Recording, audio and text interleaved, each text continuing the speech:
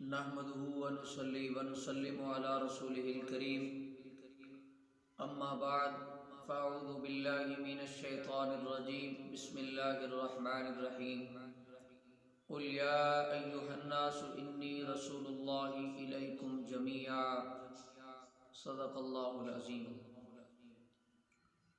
میرے سامعین و ناظرین، آج پھر گلشن صحابہ چینل کی وساطت سے آپ حضرات کی خدمت میں حاضر ہوا ہوں، اور میں نے آپ کی خدمت میں یہ بات عرض کی تھی، عقیدہ توحید کے بعد عقیدہ رسالت پر بات کرنی ہے، تو اختصار کے ساتھ میں نے اس مسئلے پر بھی گفتگو کرنی ہے۔ اللہ رب العزت نے قرآن کریم میں ارشاد فرمایا کہ ہم نے اپنے اس رسول کو تمام کے لیے رسول بنا کر بھیجا ہے۔ باقی انبیاء علیہم الصلاۃ والسلام آئے، لیکن ان کا دائرہ نبوت محدود تھا۔ کوئی کسی قبیلے کا نبی تھا، کوئی کسی بستی کا نبی تھا، کوئی کسی علاقے کا نبی تھا۔ میرا نبی عالمین کا نبی ہے، جن و انس کا نبی ہے، فرشتوں کا نبی ہے، یہاں تک کہ میرا نبی نبیوں کا بھی نبی ہے، جسے نبی الانبیاء کہتے ہیں، امام الانبیاء کہتے ہیں۔ باقی جو انبیاء علیہم الصلاۃ والسلام تھے وہ امت کے نبی تھے، ہمارا نبی نبیوں کا نبی ہے۔ باقی انبیاء جو تھے وہ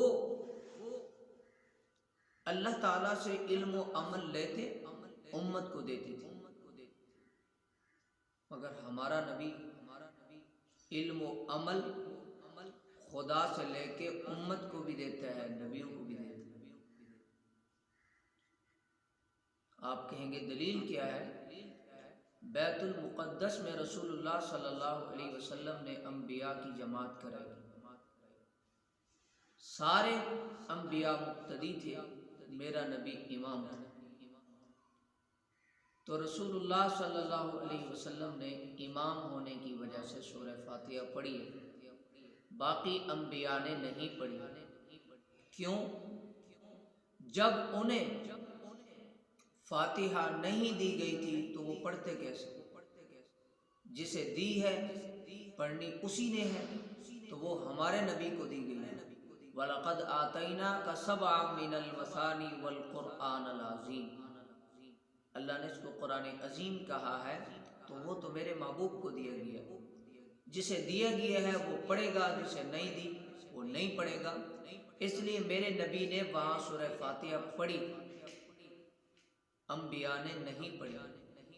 آپ بھی اپنی مساجد کے اندر جب امام کے پیچھے نماز پڑھتے ہیں تو آپ بھی فاتحہ نہیں پڑھتے، آپ کا امام پڑھتا ہے۔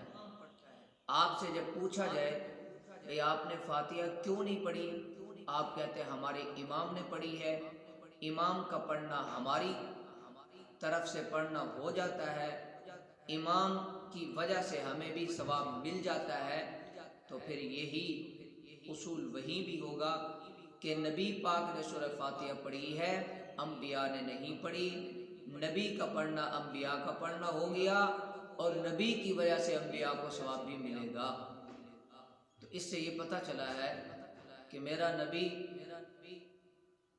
امت کو بھی دیتا ہے، نبیوں کو بھی دیتا ہے۔ یہ ایک مثال تھی، اور بھی دلائل ہیں اس بات پر۔ اللہ کے پیغمبر صلی اللہ علیہ وسلم پر میں نے کہا ہے کہ انبیاء بھی ایمان لائے۔ قرآن کریم میں ہے، اللہ رب العزت نے جب انبیاء کی روحوں سے اس بات کا وعدہ لیا تھا کہ میں تمہیں کتاب و حکمت دوں گا، تمہاری طرف ایک رسول آئے گا، تم نے اس پر ایمان بھی لانا ہے، اس کی مدد بھی کرنی ہے۔ لَتُؤْمِنُنَّ بِهِ وَلَتَنْصُرُنَّهُ، تو تمام ایمان لائے تھے۔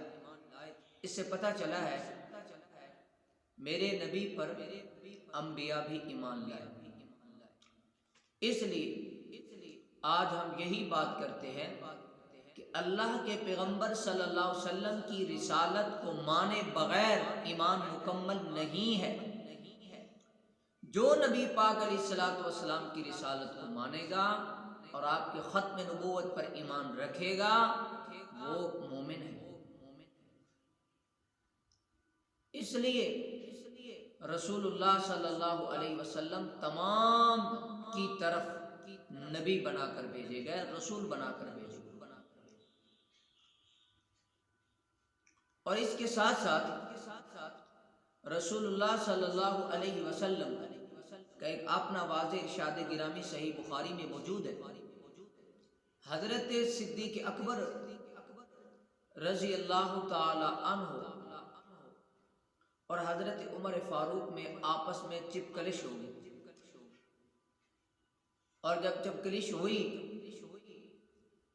تو حضرت صدیق اکبر رضی اللہ تعالیٰ عنہ معافی مانگنے کے لیے حضرت عمر کے پیچھے گئے، حضرت عمر آگے آگے۔ حضرت عمر نے جا کے اپنا دروازہ بند کر لیا۔ صدیق اکبر واپس حضور کی خدمت میں آئے۔ ادھر حضرت عمر کو دلی ندامت ہوئی کہ مجھے ایسا نہیں کرنا چاہیے تھا، مجھے معافی دے دینی چاہیے تھی۔ وہ بھی چل پڑے، وہ بھی دربار رسالت میں پہنچ گئے۔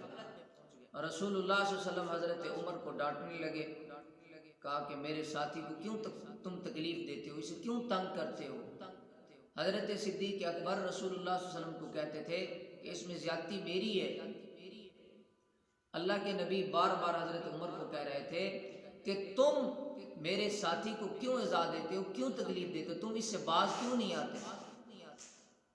یہ وہ میرا ساتھی ہے جب میں نے لوگوں کو کہا تھا کہ لوگوں کلمہ پڑھ لو، یا ایھا الناس قولوا لا الہ الا اللہ تفلحوا، تو اس وقت تم سب مجھے جھوٹا کہتے تھے اور یہ مجھے سچا کہتا تھا۔ میں جب یہ اعلان کرتا تھا کہ میں تم سب کی طرف اللہ کا رسول بنا کر بھیجا گیا ہوں، یہ میری تصدیق کرتا تھا، تم سارے مجھے جھوٹا کہتے تھے۔ اس سے بھی پتہ چلتا ہے رسول اللہ صلی اللہ علیہ وسلم تمام عالمین کے رسول ہیں، نبی ہیں۔ اور اس کے ساتھ ساتھ تھوڑا سا تعارف ہونا چاہیے۔ اللہ کے پیغمبر صلی اللہ علیہ وسلم کو نبوت عالم ارواح سے مل چکی تھی، پہلے مل چکی تھی، کیونکہ جب صحابی نے پوچھا تھا کہ اللہ کے نبی آپ کو نبوت کب ملی، تو رسول اللہ صلی اللہ علیہ وسلم نے فرمایا ابھی حضرت آدم علیہ السلام کا گارا تیار ہو رہا تھا، اللہ نے اس وقت مجھے نبی بنا دیا تھا، یا ان کا خمیر تیار ہو رہا تھا، میں اس وقت سے نبی ہوں۔ مٹی اور پانی کے درمیان تھے، میں اس وقت نبی ہوں۔ تو نبوت آپ کو پہلے مل چکی تھی، اظہار نبوت بعد میں ہوا۔ وہ 40 سال کی عمر میں ہوا۔ حضور نے 40 سال کا عرصہ مکے میں گزارا اور پھر 40 سال کے بعد نبوت کا اعلان کیا۔ اس سے یہ ثابت نہیں ہوتا کہ پہلے نبی نہیں تھے، نبی پہلے تھے، وجود نبوت پہلے سے ہے، اظہار نبوت 40 سال کی عمر میں ہے۔ اور پھر رسول اللہ صلی اللہ علیہ وسلم نے اعلان فرمایا، اعلان نبوت کیا، پھر صحابہ کرام جوک در جوک حضور علیہ الصلوۃ والسلام کا کلمہ پڑھتے گئے۔ اور اللہ کے پیغمبر صلی اللہ علیہ وسلم کا جو نام نامی اس میں گرامی ہے وہ محمد صلی اللہ علیہ وسلم ہے اور احمد ہے، یہ آپ کے ذاتی نام ہیں۔ باقی جو نام ہے وہ صفاتی نام ہے۔ اور اللہ کے پیغمبر صلی اللہ علیہ وسلم کے والد گرامی کا نام حضرت عبداللہ ہے، اور آپ کی والدہ کا نام حضرت آمینہ ہے، اور آپ کے دادے جان کا نام شیبۃ الحمد ہے، اور آپ کی دادی جان کا نام حضرت فاطمہ ہے، اور آپ کے نانا جی کا نام حضرت وہب ہے، اور آپ کی نانی جی کا نام حضرت بی بی برہ ہے۔ یہ ہر مسلمان کو یاد رکھنا چاہیے۔ اور پھر اللہ کے نبی صلی اللہ علیہ وسلم نے شادیاں بھی فرمائی. نبی پاک نے کل 11 شادیاں فرمائی ہیں. ایک بیوی کا نام حضرت خدیجۃ الکبریٰ ہے، دوسری بیوی کا نام حضرت سودا ہے، تیسری کا نام حضرت عائشہ ہے، اور چوتھی کا نام حضرت حفصہ ہے، اور پانچویں کا نام حضرت ام حبیبہ ہے، اور چھویں کا نام حضرت ام سلمہ ہے، ساتویں کا نام حضرت زینب بنت جہش ہے، اور آٹھویں کا نام حضرت زینب بنت خزیمہ ہے، نویں کا نام حضرت جویریہ بنت حارث ہے، اور 10ویں کا نام حضرت صفیہ رضی اللہ تعالیٰ عنہ، اور اسی طرح 11ویں کا نام حضرت میمونہ رضی اللہ تعالیٰ عنہن. یہ ان کے نام ہیں. اور رسول اللہ صلی اللہ علیہ وسلم کی اولاد کے بارے میں، یہ جتنی اولاد ہے رسول اللہ صلی اللہ علیہ وسلم کی 4 بیٹیاں ہیں اور 3 بیٹے ہیں. بڑی صاحبزادی کا نام حضرت زینب ہے، دوسری صاحبزادی کا نام حضرت رقیہ ہے، تیسری صاحبزادی کا نام حضرت ام کلثوم ہے، چوتھی کا نام حضرت سیدہ فاطمہ الزہرا رضی اللہ تعالی عنہم ہے. یہ 4 صاحبزادی ہیں اور 3 بیٹے ہیں.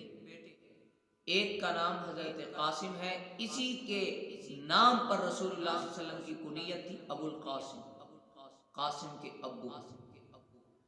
اور دوسرے صاحبزادے کا نام حضرت عبداللہ ہے، یہ بچپن میں فوت ہو گئے تھے. تیسرے کا نام حضرت ابراہیم ہے. یہ 4 بیٹیاں اور رسول اللہ صلی اللہ علیہ وسلم کے 2 صاحبزادے عبداللہ اور قاسم، یہ حضرت سیدہ خدیجۃ الکبریٰ کے بطن مبارک سے پیدا ہوئے. باقی حضرت ابراہیم جو ہے وہ بھی بچپن میں فوت ہو گئے تھے.